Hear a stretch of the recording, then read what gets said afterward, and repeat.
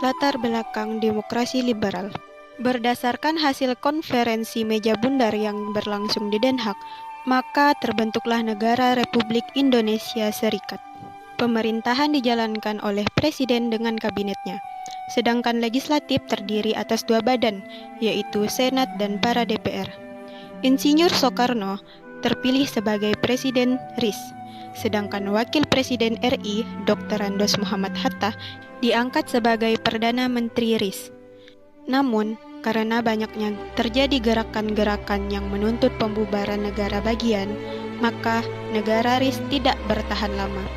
Setelah Presiden Soekarno menandatangani rancangan Undang-Undang Dasar 1950, maka Indonesia secara resmi mengubah sistem demokrasinya menjadi demokrasi liberal. Kabinet Natsir. Kabinet Natsir merupakan kabinet pertama yang menjalankan pemerintahan di Indonesia. Kabinet ini berasal dari Partai Masyumi dengan Muhammad Natsir sebagai Perdana Menteri. Semasa pemerintahan Kabinet Natsir, Indonesia berhasil memetakan politik luar negeri yang bebas dan aktif. Selain itu, Indonesia juga berhasil masuk menjadi salah satu anggota Perserikatan Bangsa-Bangsa. Penyebab kemunduran kabinet ini dari kursi pemerintahan adalah kegagalannya penyelesaian masalah Irian Barat dengan Belanda. Juga munculnya banyak mosi akan peraturan pemerintahan mengenai DPRD dan DPRDS yang terlalu menguntungkan Partai Masyumi. Kabinet pemerintah Indonesia setelah kemunduran Kabinet Natsir adalah Kabinet Sukiman yang dipimpin oleh Sukiman Widjojanjoyo. Tidak banyak program-program dari Kabinet Sukiman yang berjalan dengan lancar. Munculnya korupsi pada lembaga pemerintahan, masalah Irian Barat yang belum terselesaikan, serta hubungan Sukiman dengan militer yang kurang harmonis menjadi kendala yang menghambat program kerja mereka. Penandatanganan Mutual Security Acts dengan pemerintah Amerika Serikat yang berarti juga memihaknya Indonesia kepada blok Barat merupakan suatu pelanggaran terhadap politik negara Indonesia yang bebas dan aktif, sehingga rakyat menarik dukungannya pada Kabinet Sukiman. Jadi ia terpaksa mundur dari jabatannya sebagai kabinet. Kabinet yang menggantikan Kabinet Sukiman selanjutnya adalah Kabinet Wilopo yang dipimpin oleh Mr. Wilopo. Salah satu program penting yang direncanakan Kabinet Wilopo adalah persiapan pelaksanaan pemilihan umum. Program luar negerinya juga ditekankan kepada perjuangan pengembalian Irian Barat kepada Indonesia. Namun, Kabinet Wilopo juga tidak luput dari masalah-masalah yang menggoyahkan kedudukannya. Antara lain adalah masalah Angkatan Darat yang dikenal dengan peristiwa 17 Oktober 1952. Namun, masalah yang membuat Kabinet Wilopo terpaksa turun dari jabatannya adalah peristiwa Tanjung Morawa yang menyebabkan munculnya mosi tidak percaya dari Serikat Indonesia terhadap Kabinet Wilopo. Setelah Kabinet Wilopo, kabinet selanjutnya yang memimpin Indonesia adalah Kabinet Ali Sastroamidjojo. Kabinet ini memiliki program untuk melanjutkan persiapan penyelenggaraan pemilu, juga persiapan kerangka panitia pelaksanaan pemilihan umum. Salah satu program yang sukses dari kabinet ini adalah Konferensi Asia Afrika yang diselenggarakan di Bandung.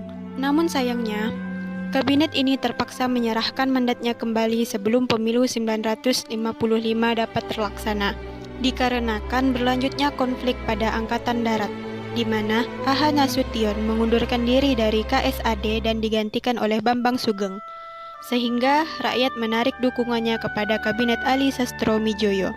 Selanjutnya, Kabinet Ali Sastroamidjojo digantikan oleh Kabinet Burhanuddin Harahap. Salah satu hasil yang paling menonjol dari kabinet ini adalah pelaksanaan pemilu pertama bangsa Indonesia pada tahun 1955. Setelah seleksi pemilu pertama, terdapat 4 partai politik besar yang memperoleh suara terbanyak, yaitu PNI, NU, Masyumi, dan PKI. Membaiknya hubungan dengan anggota Angkatan Darat dan pembubaran Uni Indonesia Belanda juga merupakan beberapa pencapaian terbaik kabinet ini. Setelah hasil pemilu keluar, maka Kabinet Burhanuddin Harahap mengundurkan diri. Ia menyerahkan mandatnya kembali kepada Presiden untuk membentuk kabinet baru berdasarkan hasil pemilihan umum. Setelah masa pemerintahan Kabinet Burhanuddin Harahap, Kabinet Ali Sastroamidjojo kembali diserahi mandat untuk membentuk kabinet baru. Kabinet baru ini merupakan hasil koalisi 3 partai, yaitu PNI, Masyumi, dan NU. Beberapa program yang dapat terlaksana pada masa kabinet ini adalah pembatalan konferensi meja bundar oleh Presiden Soekarno, pelaksanaan keputusan konferensi Asia Afrika, juga peralihan perusahaan Belanda menjadi milik warga Tionghoa. Namun, timbulnya gerakan-gerakan anti-Cina dalam masyarakat membuat perpecahan di berbagai daerah. Selain itu, salah satu mundurnya kabinet ini adalah banyaknya gerakan-gerakan separatis antar partai politik yang menimbulkan keretakan pada pemerintahan. Kabinet terakhir yang memerintah di Indonesia adalah Kabinet Juanda atau Kabinet Karya. Kabinet ini merupakan jaken kabinet, yaitu kabinet yang terdiri dari pakar-pakar yang ahli dalam bidangnya. Kabinet ini dibentuk karena kegagalan konstituante dalam menyusun Undang-Undang Dasar pengganti UUDS 1950.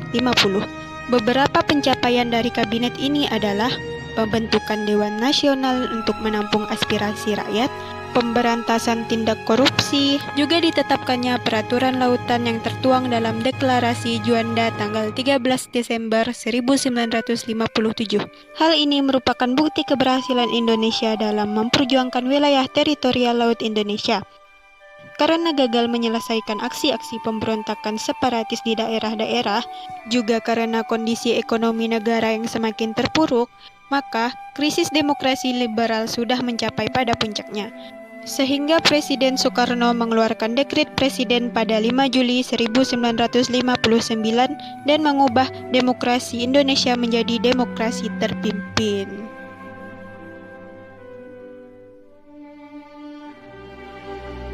Latar belakang demokrasi terpimpin. Masa demokrasi terpimpin dimulai dari disampaikannya dekret presiden pada 5 Juli 1959. Dekret ini berisi mengenai pembubaran konstituante, pembentukan DPA dan MPR, serta kembalinya konstitusi Indonesia pada Undang-Undang Dasar 1945. Kebijakan ini disambut baik oleh kalangan yang jengah dengan ketidakstabilan politik nasional selama 9 tahun, yaitu pada tahun 1950 sampai 1959 yang berdampak pada kondisi ekonomi yang semakin memburuk. Pada masa ini, posisi Presiden Soekarno menjadi sangat kuat dengan dukungan dari TNI dan kemudian PKI. Soekarno banyak mengeluarkan kebijakan-kebijakan yang didasarkan atas pemikirannya tentang revolusi dunia.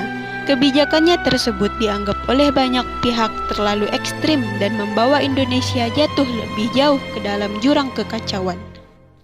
Perkembangan politik pada masa demokrasi terpimpin yang pertama adalah pembebasan Irian Barat. Pembebasan Irian Barat menjadi program utama pemerintah Indonesia sejak diputuskan permasalahannya dalam konferensi meja bundar Desember 1949. Program ini baru didorong pelaksanaannya pada masa demokrasi terpimpin. Indonesia mengusulkan pembahasan ini dalam konferensi Perdana Menteri dan kemudian Sidang Dewan Keamanan PBB pada 1956 sampai dengan 1960 hingga Indonesia memutuskan hubungan diplomatiknya pada bulan Agustus. Amerika Serikat ditunjuk PBB untuk membantu menyelesaikan masalah Irian Barat. Namun, pada saat yang sama Indonesia mempersiapkan opsi militer. Jenderal Nasution mengamankan perjanjian senjata dengan Moskow, sementara Soekarno mengumumkan Tri Komando Rakyat. Hal ini direspon Belanda dengan memperkuat perbatasan. Operasi Mandala dilakukan di bawah pimpinan Meijen Soeharto berhasil menguasai Terminabuan. Belanda mendapat tekanan dari AS untuk berunding, karena Indonesia mendapatkan dukungan penuh dari Uni Soviet. Konflik berkelanjutan akan membuat AS dan Uni Soviet terlibat dalam agresi di Pasifik Barat Daya. Belanda melunak dan akhirnya menyepakati Perjanjian New York pada Agustus 1962. Perjanjian ini ditindaklanjuti dengan penyerahan Irian Barat dari PBB ke RI secara sementara pada 1 Mei 1963. Perkembangan politik pada masa demokrasi terpimpin yang kedua adalah gerakan non-blok. Gerakan ini berupaya untuk membentuk kekuatan netral dan mencegah konflik berkelanjutan antara AS dan Soviet sebagai dua kutub politik dunia. Gerakan ini juga menangani konflik-konflik seperti India RRC, India Pakistan, dan kemudian Indonesia Malaysia. 2 kali konferensi tingkat tinggi di Beograd dan Kairo berupaya untuk memberikan tekanan kepada PBB untuk menekan konflik antara AS Soviet dan memperingatkan bahaya perang antara keduanya. Meski begitu, dengan semakin memanasnya konflik Irian Barat, Indonesia menempel kepada Blok Timur karena bersedia membantu persenjataan untuk berperang. Perkembangan politik pada masa demokrasi terpimpin yang ketiga adalah konfrontasi Malaysia. Konfrontasi ini dimulai setelah Tengku Abdul Rahman mengumumkan pembentukan Federasi Malaya pada 27 Mei 1961. Kebijakan ini didukung oleh Inggris dalam persiapannya. Kebijakan ini membuat hubungan Indonesia-Malaysia memanas yang dianggap mengganggu revolusi Indonesia dengan hadirnya pangkalan militer Inggris. Selain itu, Federasi Malaya dianggap sebagai proyek neokolonial Inggris. Indonesia, Filipina, dan Malaya melalui PBB melakukan peninjauan keinginan rakyat untuk bergabung dalam federasi. Namun, federasi diproklamasikan sebelum peninjauan dilakukan oleh PBB. Indonesia memutuskan hubungan ekonomi dengan wilayah-wilayah Federasi Malaya pada 21 September 1963. Perkembangan politik pada masa demokrasi terpimpin yang keempat adalah Indonesia keluar dari PBB. Indonesia memutuskan untuk keluar dari PBB yaitu pada 7 Januari 1965 yang disebabkan oleh diterimanya Malaysia pada anggota PBB. Bahkan Dewan Keamanan tidak tetap. Aksi ini sangat disayangkan karena Indonesia kehilangan forum yang besar untuk memperjuangkan penyelesaian konfliknya dengan Malaysia. Hal ini kemudian diganti dengan menginisiasi berdirinya NEVO sekaligus berlangsungnya CONEVO dan GENEVO. Meski begitu, program ini tidak berjalan efektif karena PBB adalah forum yang sangat penting. Dan kebijakan Indonesia yang memperbanyak lawan sangatlah buruk. Hal ini sangatlah berlawanan dengan sikap politik luar negeri Indonesia yang bebas aktif. Gencarnya aktivitas politik internasional Indonesia seakan menutup dinamika dalam negeri. Di Jakarta, 3 poros PKI, TNI, dan Soekarno semakin kuat memberikan pengaruh satu sama lain. Posisi PKI semakin kuat sebagai pendukung politik Soekarno, yang di sisi lain ia menggiatkan upaya di akar rumput. Salah satunya mengusulkan Angkatan Kelima dengan mempersenjatai buruh tani sebagai bentuk bantuan atas panggilan revolusi Soekarno. Hal ini menimbulkan ketidaksenangan di kalangan TNI yang menganggap PKI sudah melampaui batas partai politik biasa. Hingga muncullah informasi yang menyatakan bahwa antara PKI dan TNI sedang mempersiapkan kudeta pemerintahan karena ketidaksenangan tersebut. Pada 30 September 1965 malam, sebuah aksi yang diduga dilakukan oleh PKI menewaskan 7 perwira tinggi TNI di Jakarta. Presiden Soekarno memberikan mandat kepada Soeharto selaku Menteri Panglima AD untuk mengembalikan keamanan dan wibawa pemerintah setelah kekacauan yang terjadi melalui Surat Perintah 11 Maret 1966.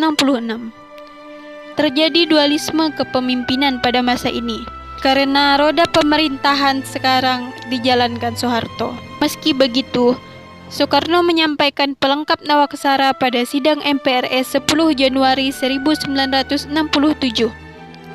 Namun, dianggap tidak cukup untuk mempertanggungjawabkan peristiwa yang telah terjadi dalam hampir 2 tahun ini. Pada Kamis 20 Februari 1967, Presiden Soekarno memindahkan kekuasaan kepada Soeharto. Dengan ini, masa demokrasi terpimpin kemudian berakhir dan Indonesia memasuki masa Orde Baru yang dipimpin oleh Soeharto.